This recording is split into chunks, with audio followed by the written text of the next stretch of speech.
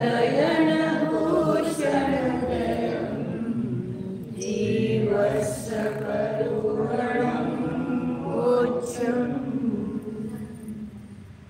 सिद्धांत चक्रवर्ती चंद्राचार्य की जय। परम पूज्य चार्य चक्रवर्ती समाधी सम्राटाचे शांती सागरजी महाराज की जय। जय परम प्रातस्मरणीय गुरुदेव समंत भद्रमुनी महाराज की जय। परम पूज्य आचार्य प्रवेक्षा सुंदर सागरजी महाराज की जय। परम पूज्य मम दीक्षा गुरु वात्सल्य सिंधु आचार्य श्रेय सागरजी महाराज की जय।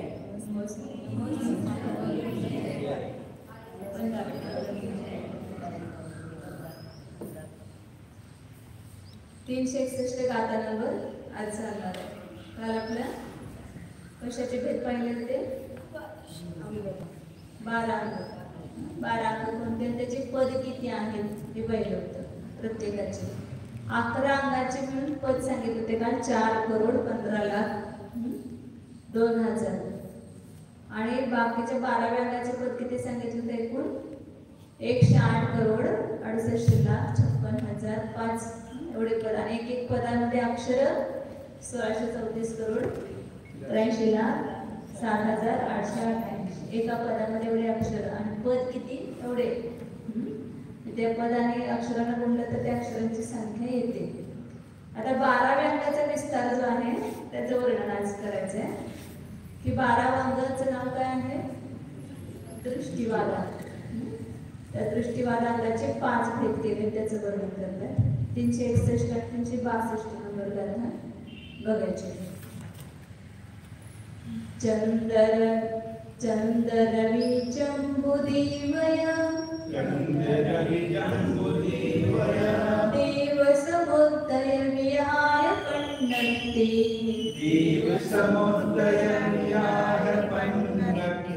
पर्यम्मं पंचविहं सुत्तं परमानुयोगमदो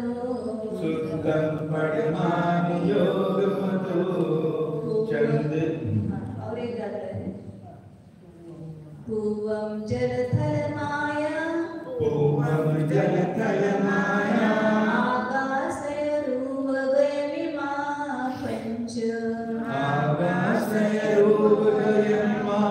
पंच वेदाहुचूलियाये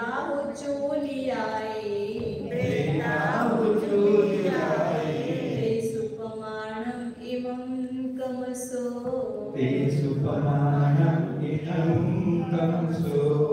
चंद्ररवि चंबुदीवय देवसमुदय विहाय पन्नक्ति पर्यम्मं पंचविहं सुत्तं परमानुयोगमदो पूवं जलथलमाया आकाशयरूपगयमिमा पंच वेदाहुचूलियाये ते सुपमानम् इमं कमसो.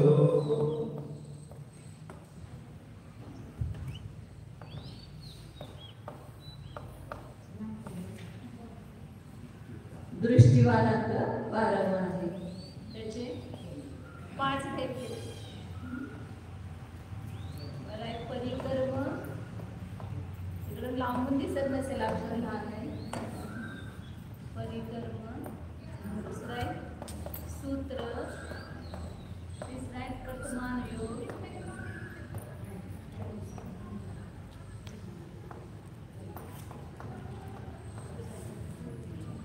आणि चौथा आहे पूर्व पूर्व आणि 5 चुली.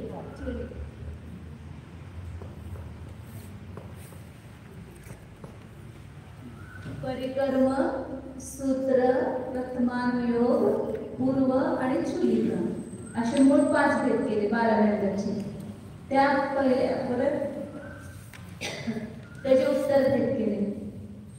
पहिले जे परिकर्म आहे त्या परिकर्माचे पुन्हा 5 भेद केले. परिकर्म म्हणजे गणिताची करण सूत्र ज्याच्यामध्ये आहेत त्याला काय म्हणायचं? परिकर्म. गणिताची सूत्र सगळे असतात ना, आपल्या शास्त्रामध्ये गणित आहे की नाही? भरपूर सगळी गणिताची सूत्र सांगितलेली आहेत. बेरीज, वजाबाकी, गुणाकार, भागाकार कसा करायचा, एकदम त्याचे सगळे सूत्र आहेत.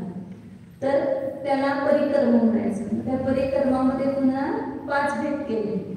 एक चंद, रवी, जंबू, दिवय, दिव, समुद्र, विहाय पद्धती. हे 5 भेद त्याच्यामध्ये सांगितले. चंद पद्धती लावायची सगळ्याला. चंद्र प्रज्ञप्ती, दुसरा आहे चंद्र प्रज्ञप्ती,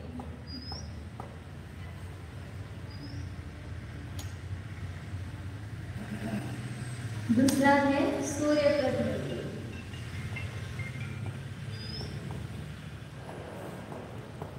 दुसरा आहे जंबूद्वीप प्रज्ञप्ती,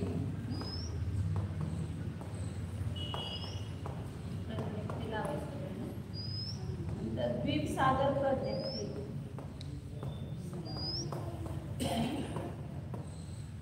शेवटचं व्याख्या प्रज्ञप्ती.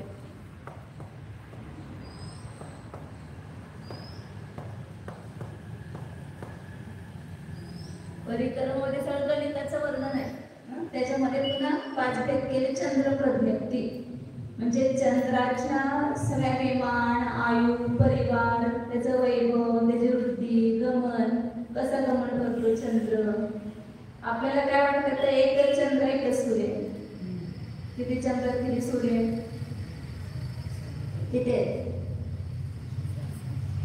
मध्य लोकांमध्ये असंख्यात चंद्र आहेत, असंख्यात सूर्य आहेत, असंख्यात नक्षत्र, तारा सगळे किती आहेत, असंख्यात. आणि सगळ्या संज्ञे पंचेंद्रिय पर्याप्त जीवामध्ये त्या चंद्र सूर्य आदिकांची संख्या जास्त आहे. सगळ्यात ज्योतिष्क देव त्यांची संख्या सगळ्यात जास्त सांगितली, जे असंख्यात आहेत. आपल्याला वाटतं एक चंद्र, एक सूर्य, तोच आज सूर्य आहे, तोच उद्या येतो की नाही. तर ह्या जंबूद्वीपामध्ये 2 चंद्र आणि 2 सूर्य. एक अर्धी पूर्ण जंबूद्वीपाला एका दिवसामध्ये 2 सूर्य आणि 2 चंद्र मिळून प्रदक्षिणा पूर्ण करतात. म्हणजे आज एक सूर्य किंवा एक चंद्र अर्धी प्रदक्षिणा करतो आणि दुसऱ्या दिवशी अर्धी प्रदक्षिणा करतो. असं एका चंद्राला किंवा एका सूर्याला पूर्ण जंबूद्वीपाला एक गली फिरायला 2 दिवस लागतात. असे जंबूद्वीप आहे ना, मध्ये मध्ये पर्वत आहे आणि याची गली अशी आहे फिरायची. तर एक 24 तासामध्ये एवढी पूर्ण होणार, एक सामान्य सांगा. आणि पुन्हा दुसऱ्या 24 तासामध्ये दुसऱ्या गलीमध्ये जाऊन पुन्हा दुसरी पूर्ण. तर इथून पुन्हा इथून इथे यायला त्याला किती दिवस लागले? 2 दिवस. एका सूर्याला 2 दिवस लागले. म्हणजे असं हे आपल्यामध्ये भूगोलाचं वर्णन, आता ते बाहेरच्या भूगोलाच्या सगळा वेळ खात नाही, परंतु जे सर्वज्ञ भगवंतांनी पाहिलेले आपल्या विज्ञानाच्या द्वारे, आणि हे बाकीचे स्वर्गातले देव वगैरे ज्यावेळेला आपण स्वर्गात जाऊ त्यावेळेला प्रत्यक्ष दिसेल ना आपल्याला. असंख्यात समुद्र सगळं वर राहून आकाशात राहून सगळे बघणार, सगळं विहार करायला सगळे देव ह्याच्यामध्ये मध्य लोकांमध्ये, त्या समुद्रामध्ये त्यांची स्थान आहेत राहण्याची. तर म्हणून सांगायचं की खूप मोठं विज्ञान आहे. फक्त चंद्र प्रज्ञप्तीमध्ये मला किती वर्णन आहे त्याच्यामध्ये, आता ते किती पद आहे ते पुढे सांगणार आहे. तर भरपूर त्याचं वर्णन केलेलं आहे. पुढे सांगतील ते 36,05,000 पद आहे त्याची एका चंद्र प्रज्ञप्तीचं वर्णन आहे. तर त्यांचा खूप मोठा परिवार आहे चंद्राचा, त्याची गती वगैरे कशी असते, त्याचा वैभव किती आहे. एका चंद्र इंद्र असतो ज्योतिषमध्ये. आपल्या काळात सूर्य मोठा की चंद्र मोठा? कोण मोठा आहे? सूर्य मोठा वाटतो ना. चंद्र मोठा म्हणजे चंद्र इंद्र आहे आणि सूर्य प्रति इंद्र आहे त्याचं. तर त्या सगळ्याचं वर्णन याच्यामध्ये केलेलं आहे. चंद्राचं सगळं वर्णन चंद्र प्रज्ञप्तीमध्ये केलेलं आहे. आणि सूर्याचं परिवार, त्याचं गमन कसं होतं. चंद्राच्या गल्या वेगळ्या आहेत, म्हणजे कमी आहेत, 15च गल्या चंद्राच्या. सूर्याचे 184 गती. ते सूर्य सगळ्या प्रदक्षिणा करून शेवटच्या याच्यामध्ये जातो. 184 गती त्याचे जवळ जवळ जवळ आहे आणि चंद्राचे गले कसे लांब लांब आहेत. ते 15 गती आहेत. ह्याच्या 184 गतीमध्ये त्याच्या 15 गती आहेत. म्हणून 15 दिवसात चंद्र आपल्या जम्बूद्वीपाच्या आतून नव समुद्रामध्ये तिचं जे 4 क्षेत्र आहे तिथपर्यंत 15 दिवसात जातो. आणि सूर्याला किती दिवस लागतात? 184 दिवस लागतात. म्हणून तिथं चंद्र बाहेर गेला की तिथं काय झालं त्या ठिकाणी अमावस्या होते. पुन्हा तिथून आतून बाहेरून आत येतो जम्बूद्वीपामध्ये त्याला काय होते पुन्हा त्या कलाटेचे वाढत जातात आणि पौर्णिमा होते पहिल्या मध्ये येतो त्यावेळी. तर असे चंद्राचं सगळं हे वर्णन त्रिलोकपण्य त्रिलोकसारमध्ये आचार्य विस्तारण केलेलं आहे. तर चंद्र प्रज्ञप्ती हे सगळं आपण बाहेरचं सायन्स शिकतो, बाहेरचा भूगोल शिकतो, परंतु आपल्यामध्ये किती शास्त्रामध्ये हे सगळं भूगोलाचं वास्तविक वर्णन आहे, सायन्सचं वर्णन आहे ते आपण कधी बघत नाही. आपल्याला प्रश्न वाटत नाही आपल्याला. परंतु वास्तविक आपल्याला समजून घ्यायचं असेल तर निसर्ग जीववाणीमध्ये त्याचं वर्णन आहे. आपण ते एक ऐकल्यानंतर आपल्याला इतका आनंद होतोय की माहिती कळते आपल्याला नवीन नवीन. आणि आपण पण किती वेळा गेलो ना, चंद्र झालो, किती वेळा सूर्य झालो, सगळं झालं. जम्बूद्वीप प्रज्ञप्ती तिसरी कोणती आहे? जम्बूद्वीप प्रज्ञप्ती जे असंख्याद्वीप समुद्राच्या मध्यभागी का आहे जम्बूद्वीप आहे 1 लाख योजनाचा. आणि त्या जम्बूद्वीपामध्ये पण काय आहे? हे 6 पर्वत आहेत, 7 क्षेत्र आहेत, 7 पर्वतांच्यावर 6 सरोवर आहेत. सगळं ते तिसऱ्या अध्यायामध्ये वर्णन येते ना आपल्या तिसऱ्या 4थ्या अध्यायामध्ये चतुर्थ सूत्रामध्ये. तर त्या सगळ्याचं वर्णन ह्या जम्बूद्वीप प्रज्ञप्तीमध्ये केलेलं आहे. नंतर द्वीप समुद्र प्रज्ञप्ती एक मधला जम्बूद्वीप सोडला की बाकीचे पुन्हा जे असंख्य द्वीप समुद्र आहेत त्याचं वर्णन ज्याच्यामध्ये आहे त्याला काय म्हणायचं? द्वीप समुद्र प्रज्ञप्ती. त्याचं उदाहरण असंख्य द्वीप समुद्र आहेत. असंख्य म्हणजे खूप खूप आहेत. कारण का आपण ज्याला गणित शिकतो ना त्याला असंख्याच्या वेळेला सुरुवात छोटं जगाने सगळ्यात असंख्यात ते व्हायला किती वेळ लागतोय? 4 खंड 8 खंड मोरीनं भरायचा आणि त्यातली एक मोरी पुढच्या द्वीप समुद्रामध्ये टाकायची. शेवटच्या त्या द्वीप समुद्रामध्ये ती मोरी पडेल एवढा मोठा खड्डा खणायचा, पुन्हा तो मोरीनं भरायचा, पुन्हा तिकडच्या त्याच्या पुढच्या द्वीप समुद्रात टाकत जायचं. असे किती वेळा खड्डे करायचे? असे मोठे मोठे मोठे खड्डे तरी सुद्धा ही सगळी संख्या संख्यातच आहे, असंख्यात नाहीये. हे महत्वाचं आहे. संख्या सुद्धा एवढ्या मोठ्या आहेत की त्याला सुद्धा आपण जाणत नाही एवढ्या संख्या सुद्धा. तर हे सगळं वर्णन तसे हे 2.5 उद्धार सागरोपम प्रमाण द्वीप समुद्रांची संख्या किती आहे? उद्धार सागरोपम म्हणजे किती? असंख्य संख्याने मोठी. आणि ते 2.5 उद्धार सागरोपम एवढे द्वीप समुद्र आहेत. म्हणजे आपल्याला काय वाटतंय की एवढ्या मोऱ्या टाकल्यानंतर द्वीप समुद्र संपत नाहीत का? नाही संपत. एवढं सगळं ते संख्याची संख्या आहे. एवढ्या पण मोऱ्या टाकल्या जाते पुढच्या द्वीप समुद्रामध्ये. तर अशा प्रकारे हे सगळं वर्णन त्या द्वीप सागर प्रज्ञप्तीमध्ये केलेलं आहे. नंतर 5वं भेद सांगितलं व्याख्या प्रज्ञप्ती. या व्याख्या प्रज्ञप्तीमध्ये काय केलेलं आहे? रूपी अरूपी जीव अजीव भव्य अभव्य इत्यादी भेदांचं वर्णन त्याच्यामध्ये केलेलं आहे.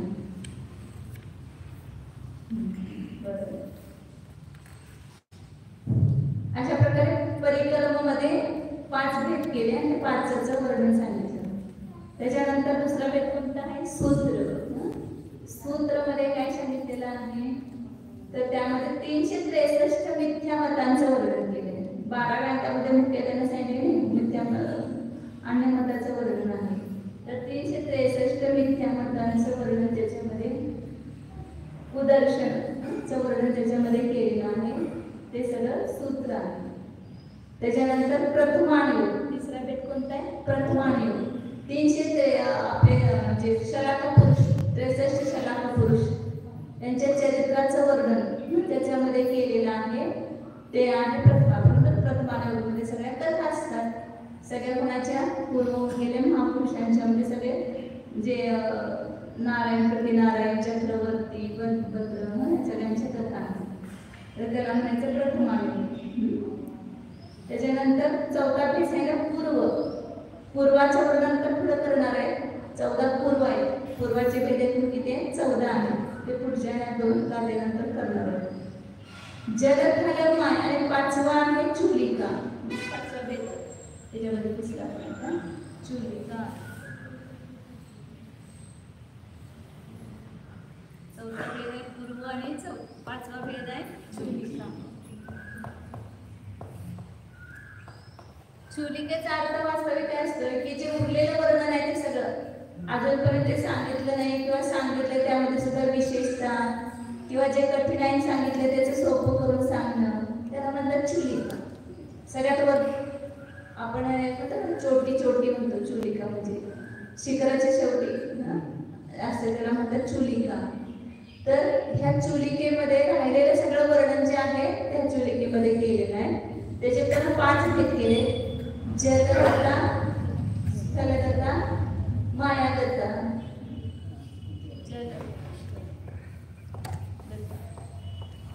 स्थलगता, मायागता, रूपगता आकाश आणि रूपगता.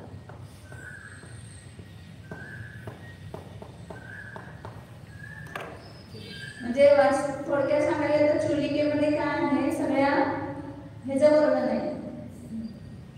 विद्या कला हे सगळ्याचं वर्णन आहे. तर पहिलं जलगता आहे म्हणजे पाण्याचं स्तंभन कसं करायचं रोखायचं कसं. आपण ह्याच्यामध्ये आपण असतं ना लंकेमध्ये जायचंय राम वगैरे गेले ना रावणाकडे युद्ध करण्यासाठी सीतेला सोडवण्यासाठी त्याला मध्ये काय लागलं समुद्र लागला. आता ते समुद्रातून वाट काढायची कशी ते सगळे विद्या आहेत. ते जलाचं सुद्धा काय स्तंभन ज्याला कृष्णा ते घेऊन जात होता तर पण येते ना मित्रांमध्ये तर त्याला ते पाण्याचं स्तंभन करणं म्हणजे त्याला रोखणं पाण्याला किंवा त्या पाण्यामधून दमन करण्याची विद्या असते. त्या अग्नीचं स्तंभन करणं भक्षण अग्नीचं पण भक्षण करतात. त्या सगळ्याला कारणभूत असे जे मंत्र तंत्र अधिक विद्या आहेत त्याचं वर्णन ह्या जलगतामध्ये केलं. तुम्हाला वाटलं की आपल्या 12 अंकामध्ये सगळ्या आत्म्याचं वर्णन असेल असं वाटतंय ना. आता तुम्ही जे काही शाळेत शिकताय किंवा जे काही जेवढ्या प्रकारच्या विद्या ते सगळे आपल्या 12 अंकामध्ये आढळून गेलेले आहेत. म्हणजे 12 अंकामध्ये असं कोणतंही वर्णन नाही की जे आज तुम्हाला दुसरीकडे मिळते आणि तिथं नाही असं नाही. जे काय तुम्ही इंजिनिअरची कला असेल डॉक्टर असेल हे असेल सगळं आपल्या शास्त्रामध्ये ती विद्या त्या कला सगळ्या सांगितलेल्या आहेत. जे कुठलंही असं अज्ञात नाही विषय की जो आपल्या 12 अंकामध्ये नाही. लोक वाटतं आम्ही नवीन आविष्कार करणे नवीन आविष्कार करणे त्या शुद्ध समुद्रातलीच ती रत्न आहेत.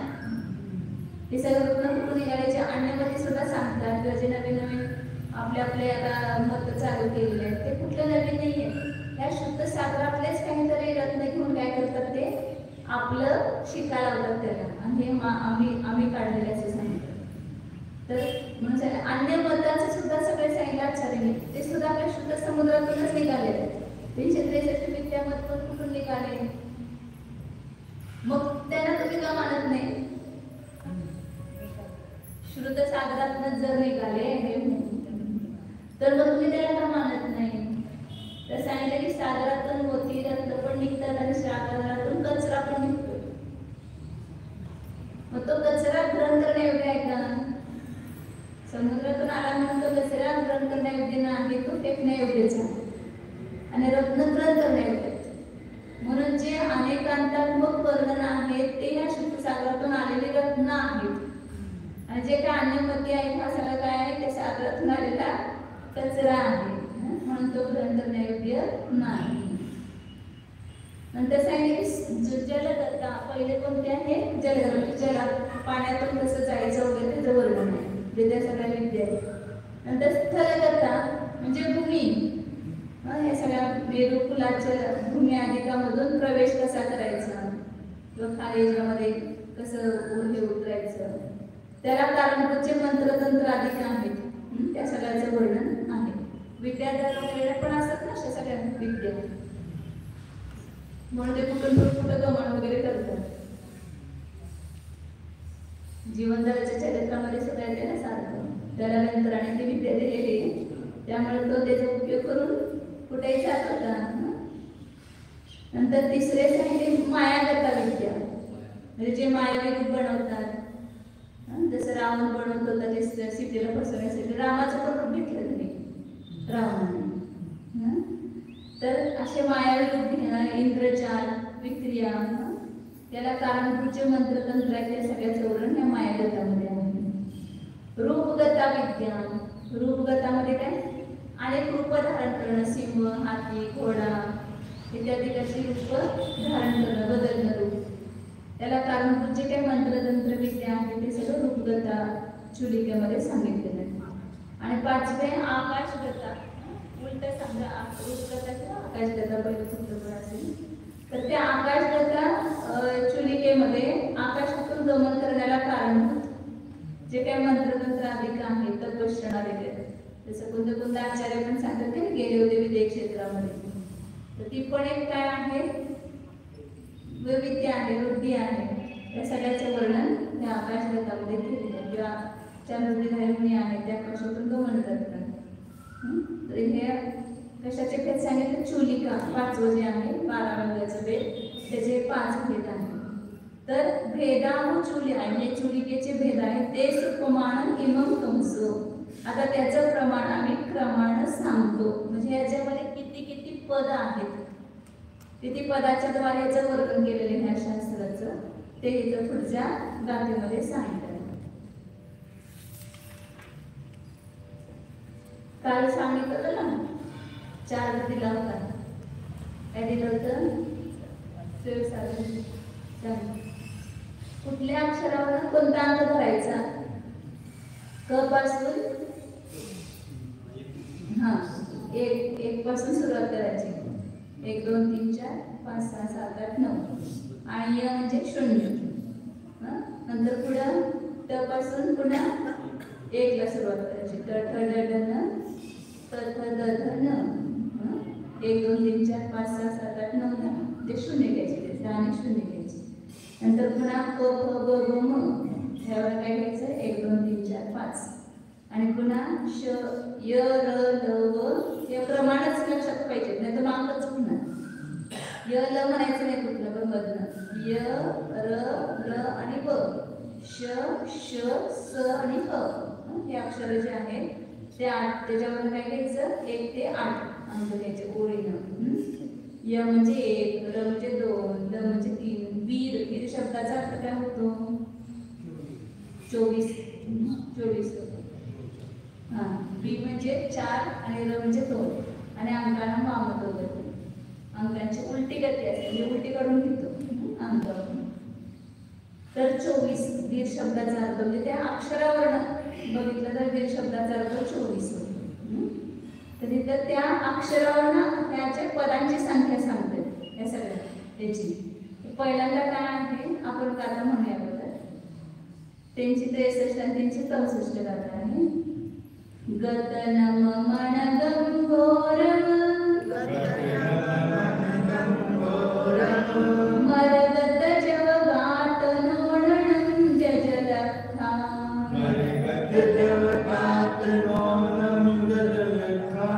मननन दुग्धम मननन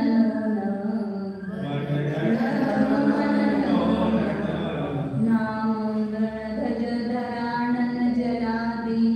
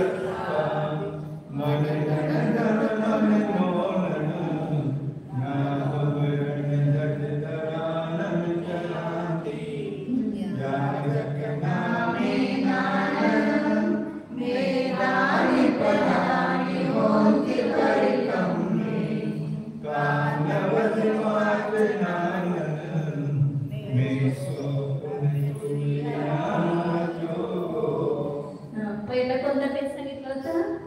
परिक्रम. त्या परिक्रमाचे किती भेद सांगितले होते? 5. तर त्या 5ची आहे एक संपूर्ण मिळून परिक्रमाची काय सांगताय? संख्या सांगताय. तर पहिल्यांदा चंद्र प्रज्ञप्तीमध्ये किती पद आहेत त्याची संख्या सांगतात. गत नम नोणनम जे आहे ना ते सगळ्याला लावायचं आहे. 4 पहिल्यांदा सांगतात. ग ग म्हणजे काय करणार? ग म्हणजे ग ग ग न गत त म्हणजे किती? 6. पुन्हा न आहे. न म्हणजे 2 आहे. य आणि न याचा पहिल्याचं शून्य घ्यायचं. त्यामुळे न म्हणजे 0 आणि म म्हणजे 5. म म्हणजे प प ब ब म 5 घ्यायचे. आता त्याला शेवटी 3 शून्य करायला लावायचे. म्हणून नो ननम शब्द आहे ना. गतनम मणगम गोरम मरगत जवगात आणि नो ननम छापलं. नो ननम म्हटलं 0 0 0 न न न 0 0 0 3 शून्य आले. तर 3 शून्य आहे. 36 ला 5000 पद आणि एकेका पदामध्ये अक्षर किती? 1624 करोड 83 लाख 7888 एका पदाचे अक्षर आहे. पद किती? 36 लाख 5000. ते काय वर्णन केलं असतं म्हणून ते धवला वाचवलं त्याचे महिमा कळते. म्हणजे हे एवढं असं वाटतं की एवढं काय सांगितलं असेल ते वाचल्यानंतर लक्षात की हा अशा प्रकारचं वर्णन असू शकतं. तर त्याच्यामध्ये काय वर्णन केले असं आपल्याला वाटतं ना. तर ते धवलाचं जे किती विस्तारानं वर्णन केले त्याच्यावर लक्षात येते की कसं कसं शास्त्रानं वर्णन केलेलं आहे. एक घेतलं की त्याचे 24 अनुद्वार लावायचे. क्षेत्र, स्पर्श, काल, अंतर, अल्पभूत असे सगळं वर्णन असणार प्रत्येकाचं. मनगम पुढचं आहे दुसरं त्याचे पद किती आहे? मनगम. मनगम म्हणजे 500. म म्हणजे 5. न म्हणजे 0 आणि ग म्हणजे 3. 503 आणि वर 03. 5,03,000. 5,03,000. गोरम. गो म्हणजे 3. र म्हणजे 2. र म्हणजे 2. य र ल आणि म म्हणजे प प ब म 5. गोरम 325 सांगायचं तर गोरम म्हणायचं. अशी भाषा वापरायची. त्यानंतर गोड भाषा असते ना कुणाला ओळखून नाही तर ते गोड भाषा द्यायची. तुम्हाला एवढे लाभ आहेत तुमच्याकडे सांगायचे तसं द्यायचं. गोरम 325 करोड आहे. पुढं मरगत. म म्हणजे 5. र म्हणजे 2. ग म्हणजे 3. त म्हणजे 6. त म्हणजे 6 आणि वर नोन 3 शून्य.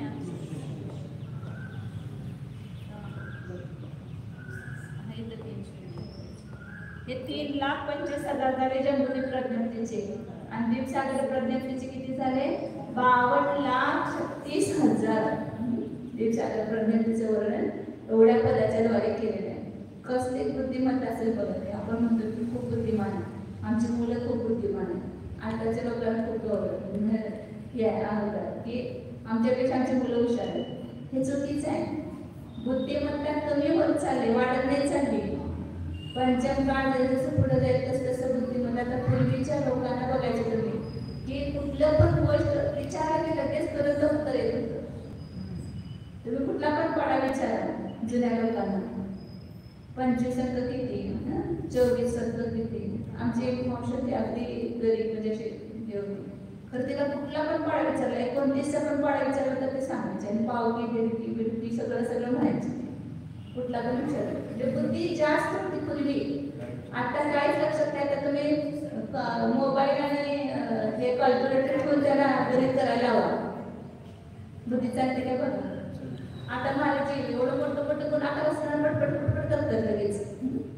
सगळे 3 4 अंकी गुणाकारासाठी आपल्याला अवघड जातं ना. आपल्याला आता कॅल्क्युलेटर आहे, दाबायच्या पटकन उत्तर येते, म्हणजे बुद्धीच लावायची नाही तिथं. तुमची बुद्धी सगळं काम करते, कॉम्प्युटर बुद्धी काय कामच करत. परंतु पूर्वीचे लोक हे सगळे उत्तर पटापट सांगायचे, ते कसं समजत होती ती बुद्धी. हा हा ते राजचंद्रांचं सांगा शतावधानी, जे 100 लोक त्यांच्या पुढे बसणार आणि 100 लोकांना ओळीने एक गोष्ट सांगायची, एक प्रश्न विचारायचा, काय पण गोष्ट असेल ते सांगायची. तर त्याच क्रमाने त्यांच्या प्रत्येकाच्या प्रश्नाचं उत्तर किंवा त्या 100 गोष्टी त्या ओळीनं ते बरोबर उत्तर देणार. ते 100 गोष्टी ओळीने लक्षात असणार त्यांना. एवढं त्याला आमच्या शतावधानी, 100 गोष्टी एका वेळेला लक्षात ठेवायच्या क्षमता त्यांच्यामध्ये होती. ते सगळं त्यांच्या काम आहे ज्ञानाचं. हे ज्ञान खूप मोठं विषय. आता आपलं जे खूप असं वाटतं की ज्ञान आहे, हे काहीच नाही आहे वास्तविक. हे खूप कमी आहे, म्हणून आहे ज्ञान. परंतु वास्तविक जे ज्ञान आहे ते अतिविशाल आहे. तर समजा की मरगत झाला दीप समज सागर प्रज्ञप्तीचं वर्णन 52,36,000 पदांच्या द्वारे केले. नंतर 5वा आहे व्याख्या प्रज्ञप्ती, त्याचं वर्णन जवगात. ज म्हणजे ग ग ग ग म ज ज ज म्हणजे 8वा. त्या जवळनं 8 घ्यायचं. ग वरून किती घेणार? य र न व म्हणजे 4. नंतर गा गा म्हणजे 3 आणि त म्हणजे 6 आणि नो नन लावायचं सगळ्याला 0 0. त लेखा 20 नो नन 3 0 द्यायचं असं नो नन म्हणायचं. आजार म्हणायचं असेल तर नो नन एक आणि नो नन 0. तर 84,36,000 पद एका 5व्या ह्याच्यामध्ये चुलिकेमध्ये व्याख्या प्रज्ञप्तीच्या जेवढ्या पदांच्या द्वारे गंधराने त्याची रचना केलेली आहे. लिहिलेलं नाहीये, बुद्धीमध्येच नुसती रचना. आता आपण सगळं लिपीबद्ध करून लिहितो ना अक्षरामध्ये, तसं नाही. त्यांनी बुद्धीमध्येच त्याची रचना केली आणि त्याचं वर्णन केलं मौखिक रूपाने. नंतर दुसरा पेज आहे सूत्र. त्याच्यामध्ये किती पद आहेत तर सांगितलं जज. हा तुमची जज. जज म्हणजे काय? 88. 8 आणि 8 88. 88 लाख म्हणजे लाख. 88 लाख सूत्राच्या द्वारे या पदांच्या द्वारे सूत्राचं वर्णन केलेलं आहे. तिसरे प्रथमानुयोग.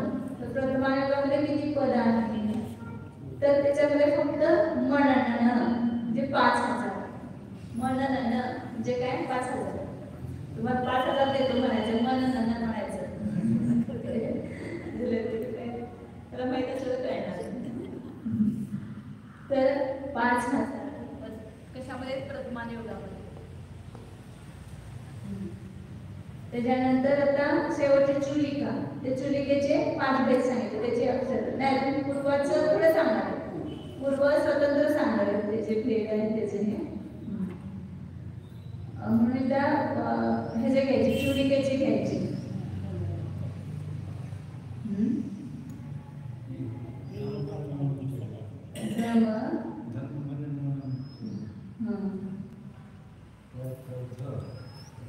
सभी पूर्वों की मिलान सगळ्या पूर्वाचे मिळून एकदम पद सांगून टाकले त्यांनी. पूर्वाचे किती पद आहेत तर धम मनन नव नन. ध म्हणजे 9. हे सगळं पूर्व वेगळं घ्यायचं. पूर्व 9. ध म्हणजे 9. नंतर म म्हणजे 5. म म्हणजे 5. 5 5 9 5 5. नंतर ननो नन. ननो नन म्हणजे 4 शून्य करायचं. न नो न न आणि पुन्हा नाम आहे पुढं म्हणजे 5 शून्य झाल्या. न नो न न ना म्हणजे 5 शून्य द्यायचे त्याच्यावर. 1 2 3 4 आणि 5 आणि म म्हणजे 5 घ्यायचं. म्हणजे 95 करोड 50 लाख 5. 95,50,00,000,5 कशामध्ये पूर्वाचे पद म्हणजे पूर्वच किती मोठा आहे बघा. 112 करोड सगळ्या 12 अंगाची पदाची संख्या आहे. त्यातले 4 करोड गेले 11 अंगासाठी 4 करोड 15 लाख राहिले 108 करोड ते किती वरती सांगितले होते. आता ते 108 करोड मधले सुद्धा 95 करोड आणि पुन्हा 50 लाख म्हणजे 95.5 करोड कशाला गेले पूर्वालाच गेले. जे राहिलेले जे करोड आहे ते बाकीच्या ह्याची रचना बाकीच्या 12 अंगाची रचना त्याच्यामध्ये म्हणून 95 करोड 50 लाख 5 पद कशाचे आहेत पूर्वाचे आहेत. त्याच्यानंतर चुलिकेची सांगतात रणध्वज धरानन जलादी. र म्हणजे 2, न म्हणजे 0, ध म्हणजे 9 आणि ज म्हणजे 8.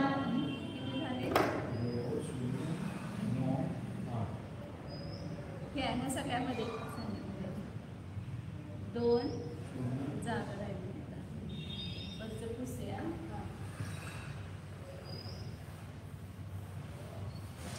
स्थलगतामध्ये किती आहेत? र म्हणजे 2, न म्हणजे 0, ध म्हणजे 9, रणध्वज ध्वज म्हणजे 8, ज म्हणजे 8, पुन्हा ध म्हणजे 9, पुन्हा र म्हणजे 2 आणि 3 शून्य घ्यायचे. रणध्वज धरानन 2 शून्य म्हणजे 2 करोड 98 लाख नाही 9 लाख 2 करोड 9,89,200 एवढे पद एकेकामध्ये सगळ्यामध्ये समान आहेत. जलगताचे पण तेवढेच 2 करोड 98,92,000 92,9,200 घ्यायचे. तिथं ते चुकून झालं तर काढले. जलादी प्रत्येकामध्ये जलगतामध्ये पण तेवढेच. स्थलगतामध्ये मायागत आकाशगत आणि रूपगत सगळ्यामध्ये मिळून तेवढेच आहे. सगळ्यांची आपण बेरीज केली तर किती होणार मग बघा 5 चे 2 करोड आहेत म्हणजे 10 करोड झाले. आता सांगतो पुढे याजक नामे नानन वेदानी पदानी कोणती पर्यमी.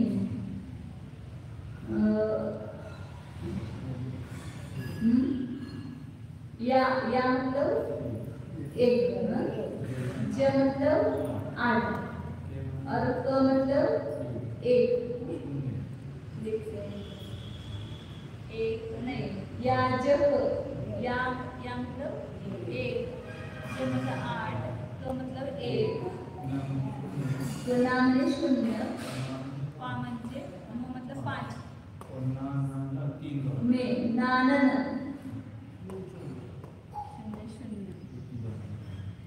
संपूर्ण परिक्रम के मिलाकर बताइए. परिक्रम के 5 के अलग अलग बताए थे ना पहिले. पहिल्यांदा परिक्रमाचे 5 चे वेगवेगळे सांगितले होते त्या सगळ्यांची बेरीज. पहिल्यांदा 36,05,000, 5,03,000, 52,36,000, 84,36,000 हे जे सांगितले होते पुढे त्या सगळ्यांची मिळून बेरीज केली. पहिल्या परिक्रमाचे किती आहेत? 18 करोड नाही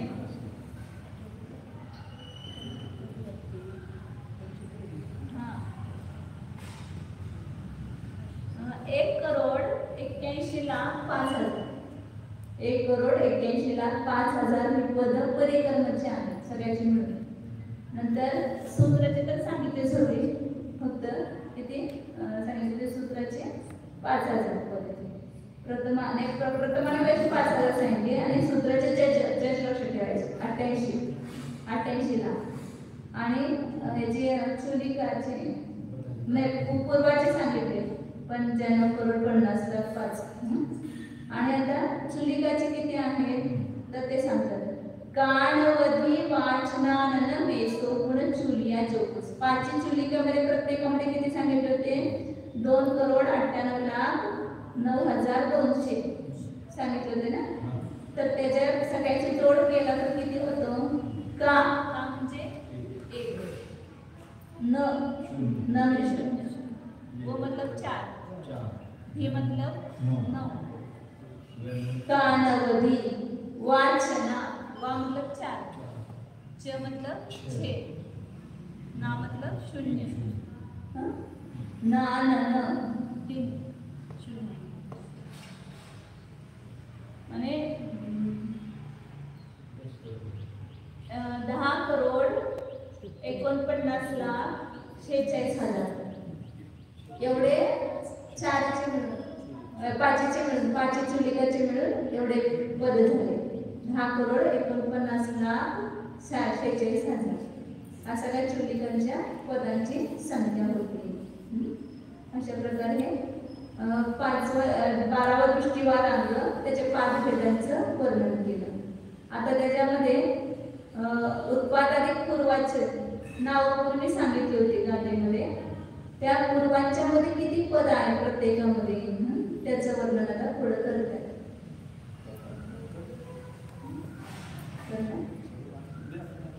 नाही ऐसा कुछ नहीं आप ऐसा करिए. ते 14 पूर्वची नावं ही करूया बरं.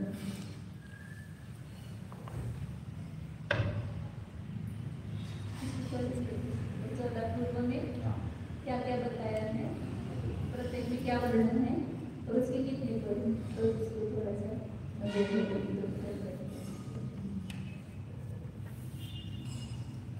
को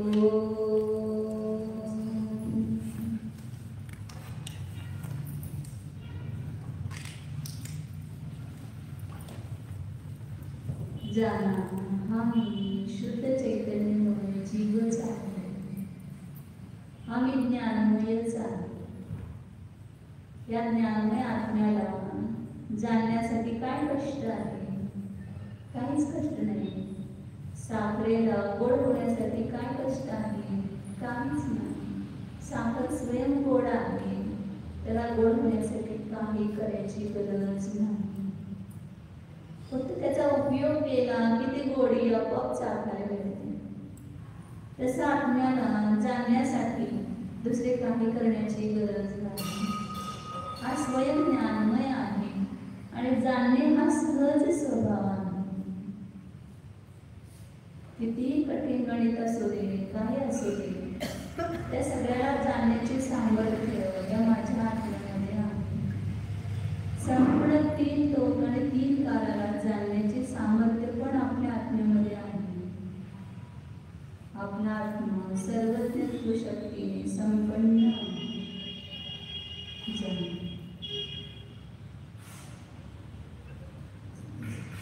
ज्ञानाचा सागर आपल्यामध्येच आहे.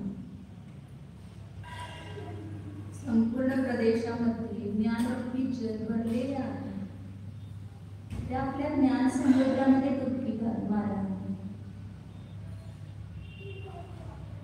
अनंत गुणांरूपी रत्नांचा हा सागर आहे. या सागरामध्ये अनंत गुणरूपी रत्न भरलेले आहेत. त्या सागराच्या तळाशी जा म्हणजे ते रत्न आपल्या हाती लागतील. पहा अंतरंगामध्ये काय आहे. फक्त आपल्याला काय दिसते? हे शरीर, हे सप्तधातुमय उदर परमाणूचा पिंड म्हणजेच मी आहे. ही चुकीची समजूत आहे. यामध्ये चैतन्य आहे, ज्ञान आहे, दर्शन आहे, सुख आहे, वीर्य आहे. या अनंत गुणांनी परिपूर्ण असा हा मी आत्मा आहे.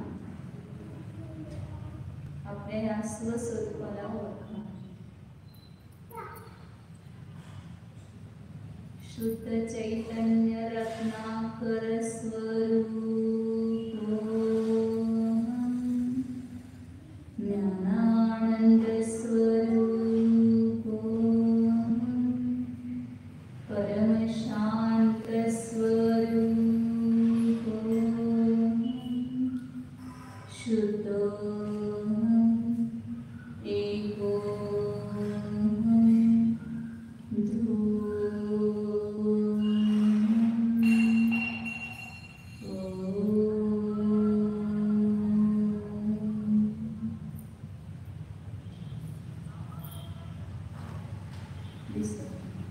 नमो अरिहंताय